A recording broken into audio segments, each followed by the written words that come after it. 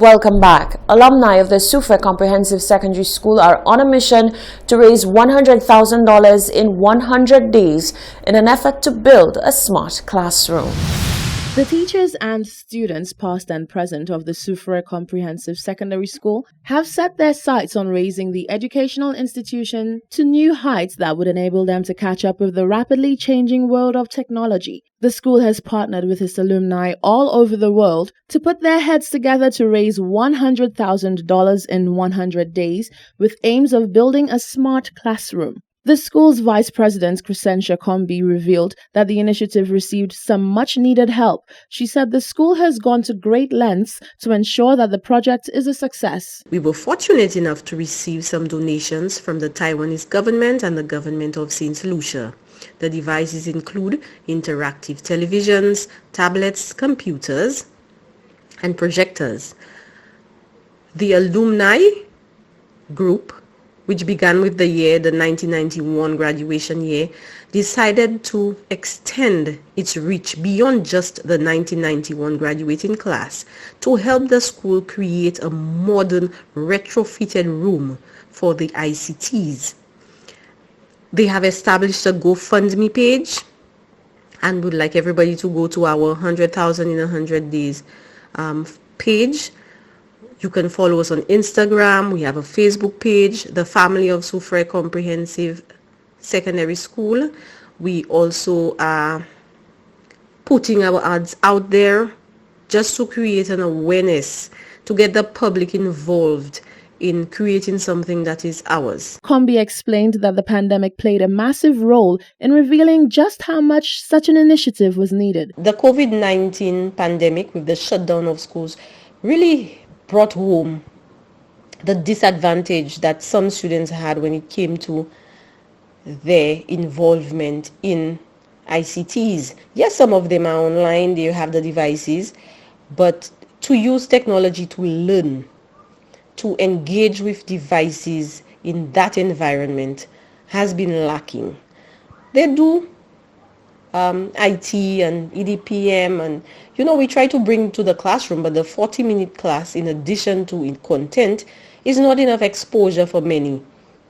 And so we had to recognize that as a school, we need to bring the ICTs to all subject areas, to all students. And we need more. We need more space, we need more resources to get that done so that our students are not at a disadvantage. Combi said she believes that the target will be reached as the manpower and support is overwhelming. She said the goal of the initiative is also a welcomed concept for those lending their support. The community is involved. The school is the only secondary school in the district, and so it has served thousands of students. And we're thinking, with all those lives shaped, influenced, molded at this prestigious establishment, we have enough human resource and physical resource to bring to the table. And we've begun the drive. It began on April 15th, and we've had Zoom meetings with people in England at all hours. We have to time how we sleep in order to meet, to see how we partner to present this gift to the school.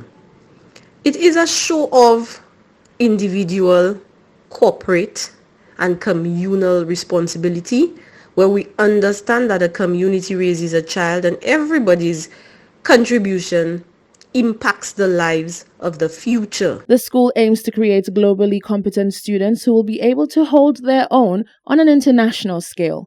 Reporting for Hot 7 News, I am Rochelle Gonzalez. The Forestry Department says it has received reports of an alien species of iguanas in the south of the island. The Deputy Chief Forestry Officer explained what a possible infestation of that breed of iguanas could mean for St. Lucia's endemic green iguanas. Reports have surfaced of sightings of an alien species of iguana in Black Bayview Fort. Acting Chief Fishery Officer Alwyn Donnelly says the Forestry Department is aware of the various sightings and are actively investigating the matter to determine where the iguanas may have come from, how many are currently on island, and who could have possibly brought them into St. Lucia. We have gotten reports of an iguana that is different to our green iguana. As far as we can detect, it seems, similar to the ones that we have seen, or the ones that we know are in the Soufriere area, and they are all green iguanas. So we have gotten reports, several reports of, well, should I say alien iguanas, because they are truly not the St. Lucian iguanas, in the Black Bay area and the surroundings. Donnelly explains that the foreign species need to be captured and brought to the attention of the department, as there is no telling what effect it will have on the island's endemic species. There is a chance that, these alien ones can breed with our native iguanas. So you may have what we call a loss of genes, loss of the pure genes. They can hybridize, and we would do all that we can, to prevent, that loss of genes, from happening.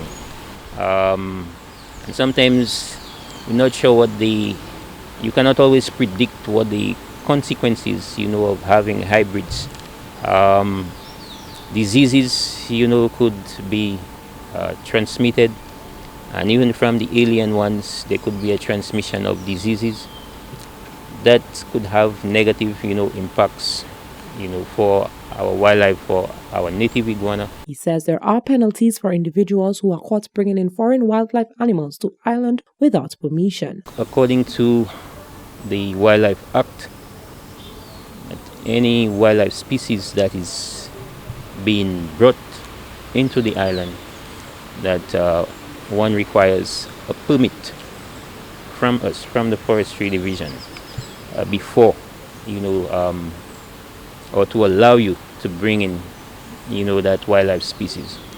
And so, if you are found, with species, that are foreign, first of all, we would know if you don't have a permit, for it, then yes, according to the Wildlife Act, you are committing an offense, which you can be charged. It's a maximum of $5,000 or years in prison. Now, having said that too, even our native wildlife, to be able to keep them, in your possession, in captivity, you also need a permit. Donnelly explained that the foreign iguanas are euthanized. He says the department is trying to avoid a situation where there is an infestation of the foreign iguana on island. Reporting for Hot 7 News, I am Genevieve Gonzague. Spencer West has garnered legions of fans sharing his perspective as a disability advocate. His TikTok videos have received more than 53 million likes. He made headlines in 2012 when he climbed Mount Kilimanjaro. Now he shares tips on mental health and dating with his millions of fans. This TikTok star has gone viral, sharing his life as a disability advocate. My name is Spencer West, and I'm a motivational speaker and content creator. I was born with legs, but I was born with a genetic disease that caused the muscles in my legs not to work. So at the age of 2, they removed at the knee in hopes that I could use prosthetics and get around that way. But unfortunately, that didn't work out. So then at the age of 5, they removed just below my pelvis, which is basically what you see now. Mr. West has amassed more than 3 million followers on TikTok and 57 million video likes. Quick tip when interacting with folks with disabilities. Please don't touch here, or here, or here, or anywhere here. Truthfully, I thought I was too old for TikTok. But then, a few months ago, I saw a trend that I thought was funny, where it was tell me you're short without telling me that you're short. So that's where it all came from. And then it became a new audience of how can I sort of bring in my identity as of being gay and disabled, but bring in some heart and humor and awareness at the same time. I'm very aware that I sign sort of an invisible social contract that when you make yourself public, you also open yourself up to a lot of questions. And, the question I get all the time is, how do I go to the bathroom? I've been getting this question my whole life. Just so you know, I go to the bathroom just like everyone else. You know what? I want to make sure that everyone hears this.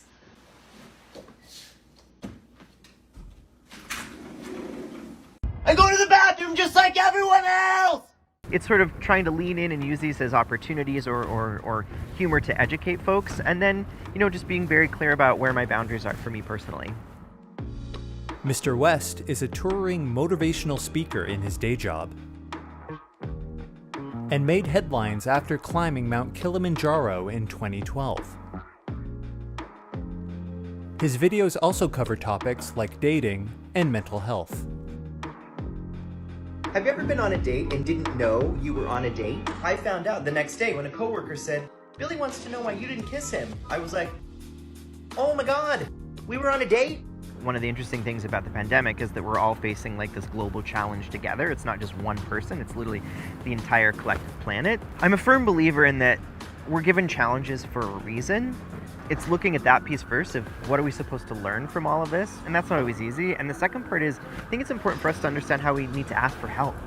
I think one of the big lessons that we're all learning right now is how do we ask for help, how do we access it, and how do we offer it to other people at the same time, and then how do we keep that going after the pandemic as well. That report from the BBC. Stay with us when we return the latest weather forecast.